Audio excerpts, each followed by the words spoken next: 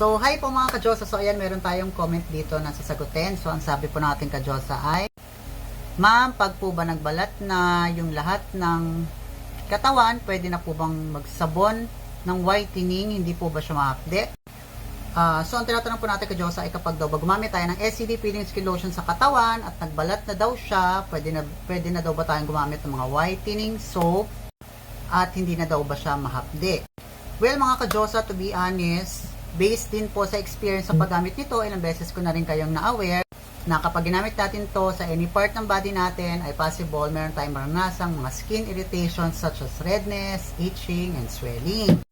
So mga ka-Diyosa, we advise na hintayin nyo po munang mawala yung pangangati, pamumula, yung hapdi ng balat ninyo bago po kayo gumamit ng mga whitening soap or lotion sa katawan ninyo.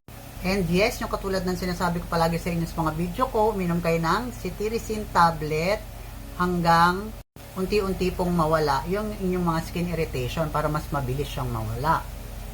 Then kapag okay na po yung skin nyo, itest nyo siya one day, try nyong sabunan lang yung part na to, or yung kung saan nyo ba siya nilagay, kung sa binti nyo, wag yung buong binti, yung ilang part lang din.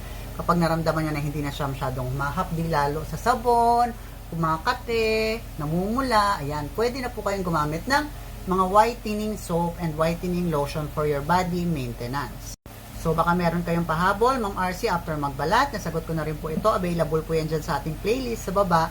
After magbalat, kailan naman po kami uli pwedeng gumamit ng peeling lotion sa body part namin?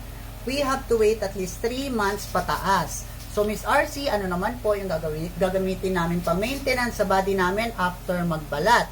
Ito po si SCD Bleaching Lotion.